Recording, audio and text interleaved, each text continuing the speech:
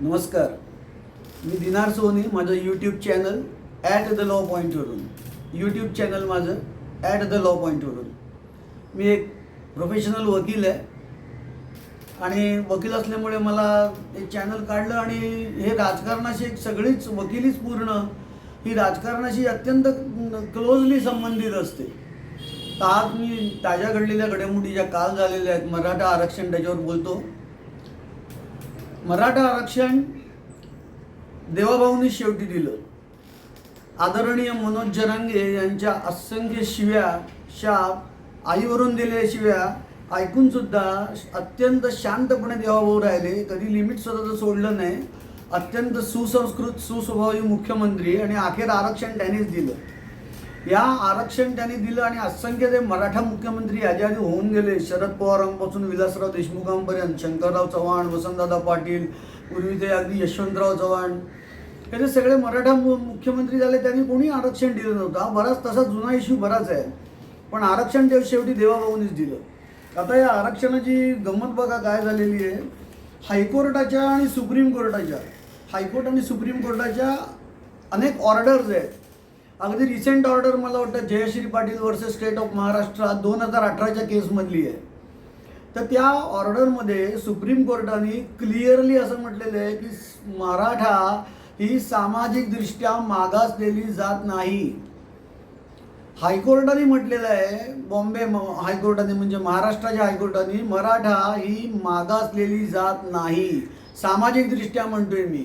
म्हणजे जसं दलितांना अनेक वर्ष समाजाने वागवलं, ॲक्च्युली मराठ्यांनी सुद्धा वागवलेलं आहे. असं शिव्या फक्त ब्राह्मणांना मिळतात, पण मराठ्यांनी सुद्धा दलितांना असंच म्हटलेलं आहे, मला शिवू नको, माझ्या विहिरीचं पाणी पिऊ नको, मला स्पर्श करू नको, माझ्यावर सावली पण पडता कामा नये तुझी. अतिशय हेटाळणीची वागणूक दिलेली आहे ती दलितांना दिलेली आहे. मराठ्यांना अशी वागणूक कोणीही दिलेली नाही. मराठे कदाचित आर्थिकदृष्ट्या मागासलेले असतील, पण सामाजिकदृष्ट्या मागासलेले नाहीत. मराठ्यांची तुम्ही जर का एम्प्लॉयमेंट बघाल तर आज मराठ्यांची मॅक्झिमम एम्प्लॉयमेंट पोलीस दलात आहे. तुम्ही पोलीस दलात जाऊन बघा, तुम्हाला असंख्य मराठे, ओबीसी आणि दलित तिथे पोलीस इन्स्पेक्टर, सब इन्स्पेक्टरच्या नोकऱ्या करताना दिसतील. मराठा समाज माझ्या दृष्टीने आर्थिकदृष्ट्या सुद्धा प्रगत आहे. तुम्ही एक आता जनरलच बोलतो मी की पोलीस दलातले ते इन्स्पेक्टर अगदी हवालदारपासून जे आहेत त्यांचं उत्पन्न बघा काय ते. मी पगार म्हणत नाही, पगार कमी असतात मला माहिती आहे. उत्पन्न बघा काय आहे ते. मिलिटरीत सुद्धा अनेक मराठे आहेत. मराठे यांच्यावर मुळी समाजाच्या संरक्षणाची जबाबदारी पहिल्यापासूनच आहे. तर हे जे मराठे आहेत ते मागासलेले नाहीत असं म्हटल्यावर सुप्रीम कोर्ट आरक्षण मान्य करणं शक्यच नाही, हायकोर्ट पण मान्य करणं शक्य नाही. तरी आरक्षण दिलं गेलेलं आहे, कारण मनोज जरांगे पाटलांनी त्याचा प्रचंड आग्रह केला. अनेक ठिकाणी जे हैदराबाद गॅझेट त्यांनी म्हटलेले आणि सातारा गॅझेट, तसं बॉम्बे गॅझेट पण आहे, बरीच गॅझेट्स आहेत, त्याच्यामध्ये नोंदी व्यवस्थित ठेवलेल्या नाहीत. नीट ऐका मी काय सांगतो ते. नोंदी जात वाईज व्यवस्थित ठेवलेल्या नाहीत. मध्ये असंख्य नोंदी गहाळ आहेत. या नोंदींचा तपास करायचा आणि त्याच्याप्रमाणे व्यवस्था करायची. म्हणजे कमीत कमी कमिटी नेमावी लागेल परत याच्या अंतर्गत. याला खूप वेळ लागेल. अत्यंत टाईम कन्झ्युमिंग प्रोसेस आहे या सगळ्या नोंदी फाइंड आउट करायच्यामध्ये. आणि मराठा आरक्षणामध्ये जरांगेंची मुख्य मागणी काय होती की हैदराबाद गॅझेट बघा. हैदराबाद गॅझेट आणि सातारा गॅझेट या अत्यंत मुख्य मागण्या होत्या. तर हैदराबाद गॅझेटमध्ये फक्त मराठवाड्यातला मराठा म्हणजे कुणबी मराठा वगैरे कव्हर होतो, आणि सातारा गॅझेटमध्ये साताऱ्यातला. पण त्यांनी बाकीची गॅझेटच्याबद्दल उल्लेख केलेला नाही आहे. बॉम्बे गॅझेटचा पण नाही आहे. आणि बाकीचे जे मराठे आहेत, जे सांगली, कोल्हापूर, पुणे, बारामती, घाटावरचा प्रदेश, विदर्भातले, खानदेशातले म्हणजे जळगाव, धुळे वगैरे इकडले सगळे, नागपूर बिगपूरकडले सगळे हे कव्हर होत नाही आहेत. मराठे 6 कोटी कव्हर होणार असं जेव्हा जरांगे म्हणतात, तेव्हा त्यांच्या स्वतःच्या जे लक्षात येत नाही की हैदराबाद म्हणजे मराठवाडा आणि सातारा सोडून कोणी कव्हर होणार नाही आहे. ते बोलताना फक्त 6 कोटी मराठे आहेत, 10 कोटी मराठे असं म्हणतात, पण बाकीचे विशेषतः कोकणातलेही मराठे, कोकणात जे मराठे आहेत अनेक त्यातले कुणबीच आहेत, पण जर का कोणी मराठे असतील तर ते कव्हर होणार नाही आहेत या स्ट्राईकमध्ये. मनोज जरांगे पाटलांच्या लक्षातच आलेलं नाही आहे. आणि याला टाईम लिमिट नाही. म्हणजे जरी गव्हर्नमेंटनी म्हणजे सरकारने सांगितलं असलं 1 महिना 2 महिने, तरी हे काम 1 महिन्यात 2 महिन्यात होईलच असं नाही. आणि समजा झालं तर हैदराबाद गॅझेटमधले जे मराठवाड्यातले मराठे आहेत त्यांना कुणबी ठरवता येईल. साताराचं जर का काम झालं महिन्या 2 महिन्यात तर सातारा जिल्ह्यातले जे आहेत मराठे त्यांना कुणबी ठरवता येईल. पण बाकीच्यांच्या मराठ्यांच्या बाबतीत तसं काही मेन्शनच केलं नाही, जसे गॅझेटचे उल्लेखच नाही आहेत. आणि सगळ्यात नुसतं देवाभाऊंना क्रेडिट मिळणार असं मी म्हणत नाही. देवाभाऊंनी या निमित्ताने त्यांचे राजकीय विरोधक साफ बुडवले, त्यांचं विसर्जनच करून टाकलं. अनेक वर्ष ही मागणी असताना आणि शरद पवारांनी 94 साली काहीतरी गडबड केली असं म्हणतात. तर शरद पवार हे जे मुख्य स्ट्रॉंग मराठा म्हणतात ना, मराठा पॉवर प्ले, मराठा नेता हे जे म्हणतात, शरद पवारांच्या बाबतीत त्यांनी काहीही केलेलं नाही आहे. मराठ्यांना आरक्षण मिळावं किंवा काही फॅसिलिटी मिळाव्या म्हणून या मराठा नेत्यांनी काहीही केलेलं नाही आहे. आणि बघा, ज्या माणसाला मॅक्झिमम शिव्या दिल्या जरांगेंनी, आई बहिणीवरून शिव्या दिलेल्या आहेत, त्याच्या बायकोची लाच काढली, त्याच्या मुलीची इज्जत काढली, आणि हे सगळं तो माणूस शांतपणे सहन करत राहिला. किती मॅच्युअर मनुष्य आहे बघा. शेवटी त्यांनीच आरक्षण दिलं. शेवटी आता नाव घ्यायचं नाही जातेचं, पण जरांगेत ब्राह्मणांना शिव्या देतात म्हणून सांगतो. शेवटी तुम्हाला जानव्यांनीच आरक्षण दिलं, जानवच कामाला आलं शेवटी. ते पण कोटाच्या वरून घातलेलं नव्हे, राहुल गांधीसारखं कोटाच्या आतून घातलेलं जानवच कामाला आलं. तेव्हा हा सगळा जो आत्ता जरांगेने जो किळसवाणा तमाशा केला, जात जात जात जात, तुम्हाला एक स्पष्ट सांगतो, आपण जसे प्रगत होतो तशी जात मागे पडली पाहिजे. जरांगेनी आपला महाराष्ट्र 200 वर्ष पाठीमागे नेला. जात बघायला रे, काय शिवाजी महाराजांचं युग आहे का हे? आपण माणूस चंद्रावर गेला, मंगळावर गेला, कॉम्प्युटर आला, आता आपण चिप्स बनवणार, छोट्या ज्या मायक्रो चिप्स ज्या लागतात त्या आपण बनवणार आहोत भारतात. चाललोत कुठे आणि उलटे चाललेत. लेकरं बाळं म्हणून. तुमची मराठ्यांची मुलं काय रांगणारी मुलं आहेत का त्यांच्यावर अन्याय करायला? लेकरं हा शब्द किती वेळा वापराल ब्लॅकमेल करायला? इमोशनल ब्लॅकमेल करतात समाजाला, आणि समाजाच्या ते लक्षात येत नाही आहेत. काल जेव्हा त्यांचं मागण्या मान्य झाल्या आणि जेव्हा मी मराठ्यांचं ते सगळं बघितलं, गुलाल उधळणं, मला त्यांची दया आली. कारण त्यांच्या लक्षात आलेलं नाही आहे, हे जे 2 GR काढलेले आहेत हे 200% कोर्टात चॅलेंज होणार आहेत. ते पब्लिश होऊ देत, मिळू देत, मग बघा कोर्टात किती याचिका दाखल होतात त्यांच्या विरोधात ते. आणि तेव्हा जे दाखल करणार आहेत ते सुप्रीम कोर्ट आणि हायकोर्टची जजमेंट दाखवणार आहेत की त्यांचीच जजमेंट आहे हायकोर्ट आणि सुप्रीम कोर्टाची, की मराठे हे मागास आहेत असं आम्ही मान्य करू शकत नाही. तेव्हा हायकोर्ट आणि सुप्रीम कोर्टाची जजमेंट अशी असताना ते स्वतःच्या जजमेंटच्या विरुद्ध जातील का? किती मूर्खपणाचा विचार आहे बघा. दुसरी त्यांची जी एक डिमांड आहे, केसेस मागे घेतल्या गेल्या पाहिजेत. हा तर एक ग्रेट जोकच आहे. म्हणजे मी जर का मराठ्यांचा वकील असतो तर मी त्यांना सांगितलं असतं, काही करू नका, याच्यातलं काही होणार नाही आहे. केसेस अशा मागे घेता येत नाहीत. केसेस या कोर्टात झाल्या की तुम्हाला कोर्टात जाऊन साक्षीदाराच्या पिंजऱ्यात उभं राहून सांगावं लागतं की माझी काही तक्रार नाही, तेव्हा मागे घेतली जाते. परस्पर अशी ऑफिसमध्ये दप्तरात केस मागे घेतली जात नाही. केसेस मागे घेणं मला आता हसायला येत आहे, मी वकील असल्यामुळे. काहीतरी मूर्खासारखी डिमांड आहे. जो कंप्लेनंट म्हणजे फिर्यादी म्हणतो, केस गव्हर्नमेंटनी मागे घ्यायची नसते, जो फिर्यादी असतो ना त्यांनी मागे घ्यायची असते.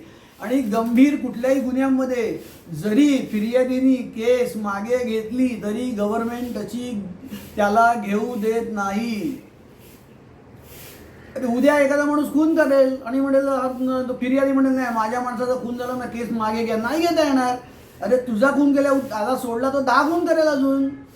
कुणी बलात्कार केलाय, ज्या मुलीवर बलात्कार झाला ती समजा म्हणाली मी केस मागे घेते, नाही घेता येणार.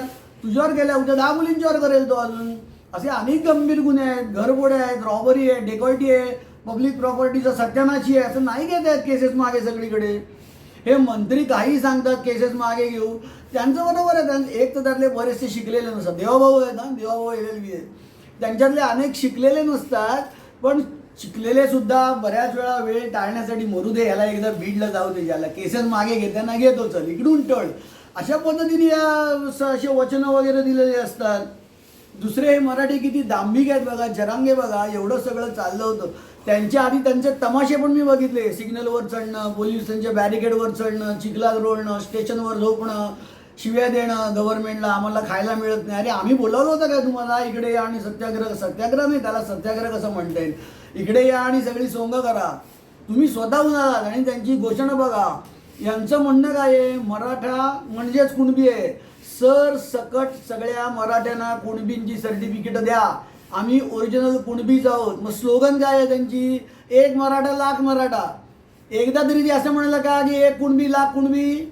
मराठा जर का कुणबीच आहे ना, मग तुम्ही एक कुणबी लाख कुणबी का नाही म्हणत. तुमच्या मताप्रमाणे गव्हर्नमेंट तुम्हाला देईल किंवा देणार नाही हा वेगळा मुद्दा झाला, पण तुमच्या मताप्रमाणे जर का तुम्ही कुणबीच असाल ओरिजिनल सगळ्या गॅझेटप्रमाणे, तर तुमची गर्जना अशी असली पाहिजे एक कुणबी लाख कुणबी. म्हणजे तुम्ही स्वतःला मराठा मानता, तुम्हाला आतून माहिती आहे की तुम्ही मराठात कुणबी नाही आहात. जर ती हृदयापासून जी गर्जना येते ना ओरिजिनल, ती खरी गर्जना. एक मराठा लाख मराठा ही तुमची गर्जना आहे. तुम्ही स्वतःला जरी कुणबी मानत असाल ते कशासाठी, तर नोकऱ्यांच्या सोयीसाठी, शिक्षणाच्या सोयीसाठी. तुम्हाला नोकऱ्यामधल्या सोयी पाहिजेत, शिक्षणामधल्या सोयी पाहिजेत, म्हणून तुम्ही म्हणता कुणबी. तोंडातून काय येतं, एक मराठा लाख मराठा. म्हणजे किती दांभिक, असत्यवादी आणि भोंगळ विचारधारा आहे. मी जर मगाशी म्हटलं ना, ती त्याच्यात वर्ष वाढवावीशी वाटतात मला, की समाज 200 वर्ष नाही 1000 वर्ष पाठीमागे नेला जरांगेने. साक्षात ज्ञानेश्वराच्या काळात नेऊन ठेवला समाज. जाती पाहिजे, जाती पाहिजे. स्वतः आंबेडकरांनी सांगितलं होतं की जाती नष्ट करा, जाती विरहित समाज. आणि माझं स्वतःचं एक वकील म्हणून आणि समाजातला एक घटक म्हणून असं मत आहे की आरक्षण दिलं पाहिजे, पण त्याचा निकष फक्त आर्थिक असला पाहिजे. आर्थिक निकषाशिवाय कुठल्याही निकषावर आरक्षण मिळणार नाही. खरी सरकारची ही भूमिका पाहिजे. आणि नरेंद्र मोदी साहेब सुद्धा जातनिहाय जनगणना करायला निघाले. म्हणजे ते घोषणा झाली तेव्हा तर मला हसावं की रडावं हे कळेना. जे जाती आपण जास्त लोक विसरतील तर आपण त्यांना आठवण करून देतो, जाती आहेत ना, तू या जातीचा आहेस. जातनिहाय जनगणना जरांगेने तेच केलं आता. आणि मी तुम्हाला सांगतो, जेव्हा हे कोर्टात चॅलेंज केलं जाईल तेव्हा सुप्रीम कोर्टाची आणि हायकोर्टाची जजमेंट्स ठेवली जातील की तुम्हीच म्हटलंय मराठा हा मागासवर्गीय नाही, सामाजिकदृष्ट्या म्हणतोय. शिवाशिव असं कोणी मराठ्यांना कधी दुर्लक्ष किंवा त्यांचे हाल केलेले नाहीत. मग आरक्षण कसं मागतात, तुमच्या पुढे बोलायला, तुमच्या वकिला पुढे आर्ग्युमेंट करायला काही जागा राहणार नाहीये. ते हे सगळं जे झालेलं आहे ना, ते सगळं त्याला काही खरं म्हणजे अर्थच नाही आहे. मी जर का मराठ्यांचा वकील असतो तर मी सांगितलं असतं अशी काय डिमांड करू नका, ही काय कंप्लीट होण्यातली नाही आहे, ही काय गुन्हे मागे घेता येणार ना अशी डिमांड करू नका. पण जरांगे स्वतः शिकलेले नाहीत, दुसरी नापास, इतके हायली क्वालिफाईड. पण त्यांचे जे कन्सल्टंट आहेत त्यांच्याकडे पण वकील असतील, त्यांनी कोणीच कसं यांना सांगितलं नाही. आणि फडणवीसांनी पण एक माझ्या दृष्टीने थोडी चूक केली. हे आधीच मान्य करून टाकायला पाहिजे होतं. ते मुंबईत यायच्या आधी फडणवीसांच्या थोड्याशा डिलेमुळे किंवा बघूया ठंडा करके खाएंगे या अप्रोचमुळे मनोज जरांगे हिरो बनले. विचार करा तुम्ही, एक सामान्य फुटकळ माणूस हिरो बनला समाजाच्या दृष्टीने. आज त्याला बनू दिलं फडणवीसांनी. पण तरीसुद्धा एक गोष्ट मात्र मान्य करावी लागेल, ह्या मनोज जरांगेच्या या आंदोलनामध्ये फडणवीसच त्यांचे रक्षण करता आले. आणि एक लक्षात घ्या, समजा ही आरक्षणं कोर्टात टिकली नाहीत, नाहीच टिकणार आहे ती, तर असं मुळीच म्हणू नका की फडणवीसांनी फसवलं. फडणवीसांनी फसवलेलं नाही, त्यांच्या मागण्या फक्त मान्य केल्यात. जेव्हा राधाकृष्ण विखे पाटील, सामंत आणि ते कोकाटे हे तिथे घेऊन आले ते आम्ही बघत होतो टी व्हीवर. मनोज जरांगेंनी या सगळ्या मागण्या मान्य करताय गव्हर्नमेंट, मी सही करू का असं त्यांच्या समर्थकांना विचारलेलं आहे. मनोज जरांगेंनी त्यांच्या कन्सल्टंटना विचारलेलं आहे, जी आर बरोबर आहेत ना, आणि कन्सल्टंटनी त्यांच्या सल्लागारांनी होय सांगितल्यावर सह्या केलेल्या आहेत, त्याच्या आधी नाही केलेल्या. तेव्हा फडणवीसांनी काही फसवलेलं वगैरे मुळीच नाही. फडणवीसांनी चुनाबिना मुळीच लावलेला नाही आहे. तुमच्या ज्या डिमांड होत्या त्या तुमच्या डिमांड आम्ही सॅटिस्फाय केल्या, ते सगळं बरोबर आहे ना असं तुम्ही तुमच्या समर्थकांना विचारलं, तुमच्या सल्लागारांना विचारलं आणि नंतर सही केलेली आहे. तेव्हा हे डिमांड जेव्हा फसतील तेव्हा फडणवीसांनी फसवलं, कायद्यात न टिकणारं आरक्षण दिलं, अशा घोषणा करू नका. याचं सिंपल कारण मी सांगतो, तुम्ही जे मागता ते त्याने दिलंय. तुम्हाला आधीच सांगितलं असतं कायद्यात बसणारा नाही, कायद्यात बसणारा देतो विचार करून, तर त्यांना केवढा तरी वेळ लागला असता. आणि तुम्ही घायकुतीला आला होतात. ते उतावळा नवरा गुडघ्याला बाशिंग तसं झालं होतं, द्या द्या द्या द्या द्या आधी द्या. मग फडणवीस म्हणाले असेल द्या म्हणतो ना, घ्या मग, तुमचा उत्साह आहे ना. तमाशे करताना इकडे एवढ्या लांब येऊन मुंबईतल्या लोकांना छळताना, सरकारची सुव्यवस्था बिघडवताना घ्या आरक्षण. नाही टिकणार त्यांनाही माहिती आहे. ॲक्च्युली मला संशय आहे की जे 10 वर्ष त्यांनी टिकणारं दिले आरक्षण वेगळं ओबीसीतून नाही, ते पण टिकणार नाही बघा सुप्रीम कोर्टात गेलं तर. कारण 50%च्या वर जर का पाहिजे असेल तर देताच येत नाही, आणि जर का द्यायचं असेल तर त्याला स्पेशल सर्कमस्टन्सेस लागतात, आणि स्पेशल सर्कमस्टन्सेस लागतात हे सुद्धा मला मान्य नाही. मग प्रत्येकच जात म्हणेल हो स्पेशल सर्कमस्टन्सेस म्हणून. जयललितांनी जे तामिळनाडूत दिलेले 72% ते पण अजून सँक्शन झालेलं नाही, ते कोर्टात पडू नये सुप्रीम कोर्टात. नुसतं दिलेलं आहे नाही, ते मान्य झालं पाहिजे, ॲप्लिकेबल झालं पाहिजे, तर त्याचा उपयोग आहे. तर हे पण तुमचं असं काही होणार नाही आहे. तेव्हा मराठ्यांनी जास्त जल्लोषात राहू नका, आणि एक समज काढून टाका की आरक्षण मिळालं म्हणजे नोकरी मिळाली, असं मुळीच होत नाही. सगळ्यात महत्त्वाचा मुद्दा आता इथे हा येतोय की नोकऱ्याच नाही गव्हर्नमेंटकडे. अनेक वेळा पेपरात वाचा, 100 पोलीस ठेवायचे असतील, रिक्रूट करायचे असतील 100 पोलीस, 1 लाख ॲप्लिकेशन येतात.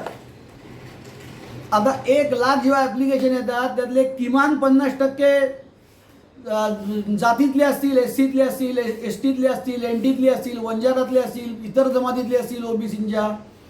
तर ते 50,000 1 लाखापैकी ॲप्लिकेशन, टोटल 1 लाख ॲप्लिकेशन, 50,000चा रिझल्ट आले ॲप्लिकेशन, तर जागा 100 असतात. लक्षात घ्या, कोणाला नेमायचं म्हणजे 100 पोलीसच्या 50,000 अपॉइंट होतील, आणि 49,900 पोलीस, 49,900 समाज हा परत जाणार आहे.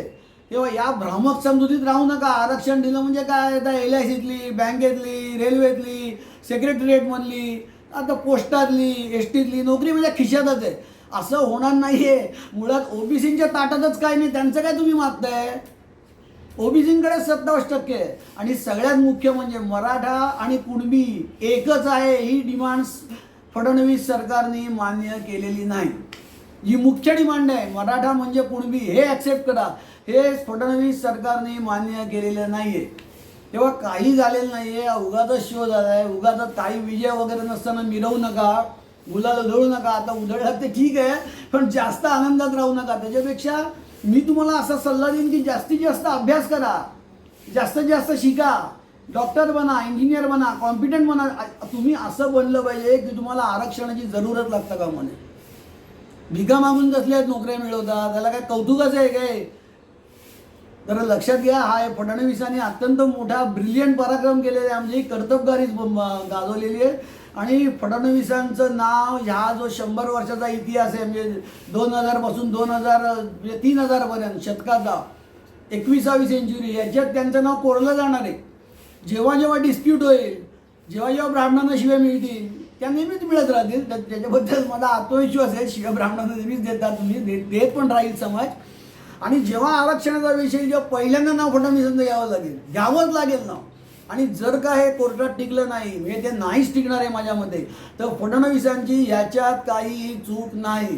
तुम्ही जे मागितलं होतं ते तुम्हाला दिलं, तुमच्या समर्थकांच्या साक्षीने दिलं, तुमच्या सल्लागारांच्या सल्ल्याने दिलं. तेव्हा फडणवीस पूर्णपणे निर्दोष असतील. तेव्हा फडणवीसांनी खरंच फार मोठा पराक्रम गाजवला आहे. त्यांची खुर्ची जाणार होती ते असं लोकांना वाटत होतं, ॲक्च्युली मलाही वाटत होतं, पण तसं झालं नाही. ऑन द कॉन्ट्री, त्यांची खुर्ची म्हणजे फडणवीस दैदिप्यमान याच्याने उजळून निघाले. नमस्कार मित्रांनो, धन्यवाद.